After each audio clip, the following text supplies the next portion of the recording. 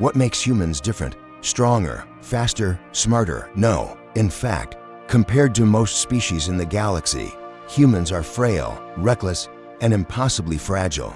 And yet, civilizations that have stood for millennia whisper one truth: never underestimate a human. This is the story of the day an empire of iron and fire learned exactly why. The galactic Concord had ruled unchallenged for 10,000 years. 17 great species formed its foundation, their fleets stretching across half the known stars. They had conquered every rival, crushed every rebellion, and bent countless worlds into submission. Their laws were absolute, their power unquestioned. So, when a small, backwater planet called Terra refused to surrender, the Concord barely noticed. From their perspective, humans were nothing. Their bodies broke easily in low gravity. Their lifespans were pitifully short. Their technology was primitive, barely able to crawl out of their own solar system. Compared to the engineered biology of the Valak or the advanced psionics of the core, humanity was an evolutionary afterthought. The Concord sent a single cruiser to deal with them.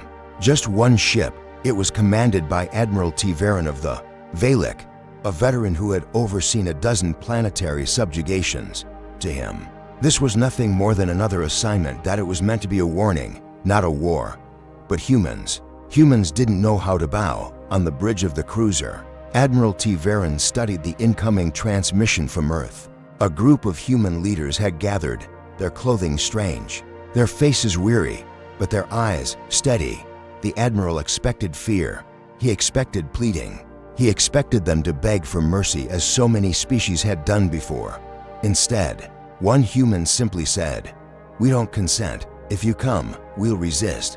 T. Varen laughed. Resist? With what? The humans gave no answer. The signal ended. 3 months later, the first engagement came.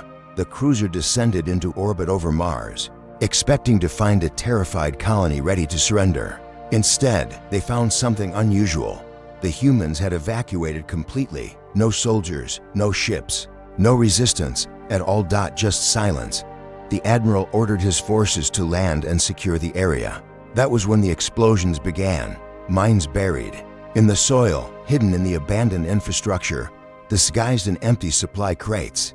Crude, improvised, but devastating. The cruiser's shields flared and buckled as the entire colony detonated around it. Admiral T. Varen staggered as alarms blared. No species had ever fought like this. Not so directly, not so wastefully. He called it madness. Humans called it sacrifice. Weeks passed. Every encounter followed the same pattern. Concord forces advanced, and humans refused to fight head-on. They sabotaged. They disappeared. They laid traps in asteroid belts and poisoned supplies. They even weaponized their own short lifespans, volunteering for suicide missions that delayed the enemy just a little longer. To the Concord, who valued order and control above all else, it was infuriating. They don't win, one officer snarled. They just refused to lose. The turning point came at Europa Station. The Concord had finally cornered the largest fleet humanity had ever assembled. Barely 100 ships, cobbled together from old freighters, mining rigs, and converted passenger shuttles against the Concord's armada. It was hopeless. The battle began, and within minutes, half the human fleet was gone. Admiral T. Varen was already preparing his victory declaration when a human broadcast cut across. Every channel, a woman's voice. Calm and steady. You may destroy our ships, you may burn our worlds, but you cannot outlast us. We are the species that endures. We are the ones who crawl, who adapt, who refuse extinction. Long after your empire crumbles into dust, we will still be here. The Concord officers sneered at her words, dismissing them as bravado. But then the human fleet did something no other race had ever done. They charged. It wasn't strategy. It wasn't even rational. Ship after ship hurled itself directly into Concord cruisers, ramming their hulls, detonating reactors, tearing apart the armada piece by piece. For every 10 human ships destroyed, one Concord vessel fell. It should have been meaningless. It should have been nothing. But it wasn't, because no matter how many humans died, more kept coming. Broken ships still fired, burning wrecks still rammed. Escape pods turned themselves into weapons. And for the first time in his long career, Admiral Tiverin felt something he had never known before: fear. The Concorde eventually destroyed the human fleet. Of course they did. 17 species against 1. The math was undeniable. But victory didn't feel like victory. The Armada limped home, scarred and shaken. The stories of Europa whispered in every port and every council chamber. Whispers about a species that would fight to the last breath. A species that would turn their weakness into a weapon.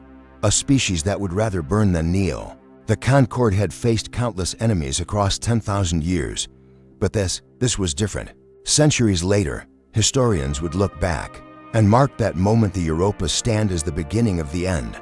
Not for humanity, but for the Concorde. Because empires are built on fear, on the belief that resistance is hopeless, that submission is inevitable. But the humans had shown the galaxy that hope could survive, even in the face of impossible odds. And once that truth spread, the Concorde's chains began to break. World by world, colony by colony, species by species. Not because humans were the strongest, not because they were the smartest, but because they were the only ones stubborn enough to keep getting back up. That is what makes humans dangerous. That is why the galaxy learned to whisper their name with respect, and sometimes with dread. Fragile, reckless, often foolish, but unyielding. And sometimes that is enough to shake the stars themselves. If you enjoyed this story, don't forget to hit like, drop a comment about what you think makes humans truly unique, and share this with someone who needs a reminder of what it means to never give up. And of course, subscribe because more tales of human defiance are on the way.